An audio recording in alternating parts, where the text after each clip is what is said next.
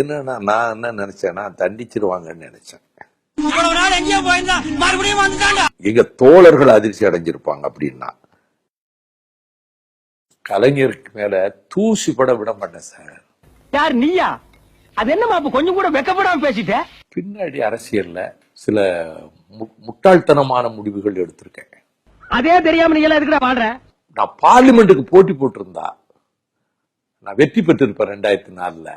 மாப்பிள்ள, ஆன மேல ஏறலாம்னு உங்களுக்கு ஆசை இருக்கு, ஆனா குடுப்புன கழுத மேய்க்க கூட இல்லையே.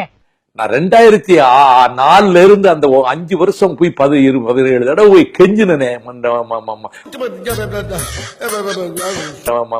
மன்மோகன் சிங் கிட்ட, ராணுவத்தை அனுப்பாதீங்க, ஆயுதத்தை அனுப்பாதீங்கன்னு. பார்லிமெண்ட்டுக்குள்ள எல்லா லீடர்களையும் லாபி பண்ணக்கூடிய சக்தி எனக்கு உண்டு. டிபேட் கொண்டு வந்து இவங்களை எக்ஸ்போஸ் பண்ணி இவங்களோட ராணுவ நடவடிக்கை தடுத்து நிறுத்துறதுக்கு ஓரளவுக்கு ஒரு துரும்பளவாவது நான் பயன்பட்டிருப்பேன். அதை நான் இழந்துட்டேனேன்னு நான் ரொம்ப வருத்தப்பட்டிருக்கேன். அண்ணா, ஒப்ப யாருன்னு கொஞ்சம் காட்டுறியா? அவன் காலை தொட்டு கும்பிடுறேன். டே சாமி, அண்ட புடுங்கா இருக்கேடா அங்க அப்பா. அதன் பிறகு ஜெயில வச்ச ஜெயலலிதாவோடய போய் கூட்டு வச்சமே, என்னுடைய கிரெடிபிலிட்டி அதுல நொறுங்கி போச்சு. என் நம்பகத்தன்மை தரைமட்டம் ஆயிடுச்சு. அந்த முடிவு என் மீது தரப்பட்டது.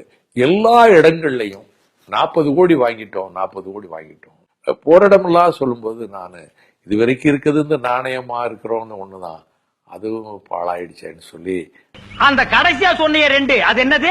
கௌரவம், நாணயம். அது உங்க இருக்குங்கிற உனக்கெல்லாம் ஒரு கௌரவம், ஒரு நாணயம். இன்னும் கொஞ்ச நேரம் இங்க நின்று வெத்தலைவாக்கு போட்டு மூஞ்சில் துப்பிடுவேன். அது பெரிய தவறான முடிவு. விஜயகாந்த் நீங்க முதல்வர் வேட்பாளர்னு சொல்லி பண்ணதுல உங்களுடைய இமேஜ் போயிடுச்சுங்கிறதுலாம் அதுல நான் மறுக்கல.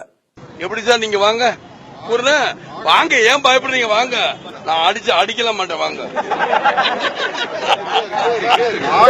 4 கட்சியில் உள்ள 3 கட்சி தோழர்கள் என்ன சொன்னாங்கன்னா, விஜயகாந்த் அவர்கள் வந்தாதான் நாம் வெற்றி பெற முடியும்.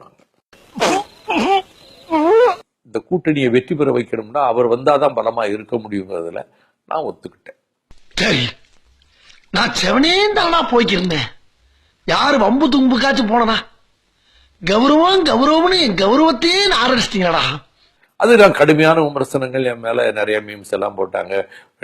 அது சமூக வலைதளங்கள்ல வந்தது. அது தப்பு இல்ல. எனக்கு ஆத்திரங்கள் வருது. அந்த கட்சியில இருந்து ஒவ்வொருத்தரையும் ஒரு நாளைக்கு 500 பேர் சேர்ந்தாங்க, 1000 பேர் சேர்த்தாங்கன்னு சிங்கப்பெருமாள் கோயில் கூட்டத்தில் 12,252 பேர் சேர்ந்தார்கள்.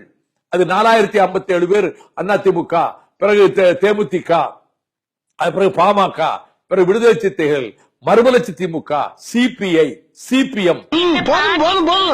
பெருசா போய்கிட்டு இருக்கு. அது ஒண்ணு போதுமே. ஒரு வார்த்தை சொல்லி இருந்தா எனக்கு எந்த பதவியும் வேண்டாமே. இப்படி சொல்றமே, அவனை ரோட்ல விட்டு அடிப்பாங்களே, அவன் வீட்டை நொறுக்குவாங்களேன்னு நினைச்சாரா? வாய வச்சு சும்மா இருந்தா தானே. நான் எந்த பதவியும் ஆசைப்படல. கட்சி தலைமையோ முதல்வரோ என் கனவுல கிடையாது. அண்ணாவின் கொள்கைக்கு வாழ்நாளெல்லாம் போராடுவது, உழைப்பது தவிர எனக்கு எதுவுமே கிடையாது. நடிக்காதரா.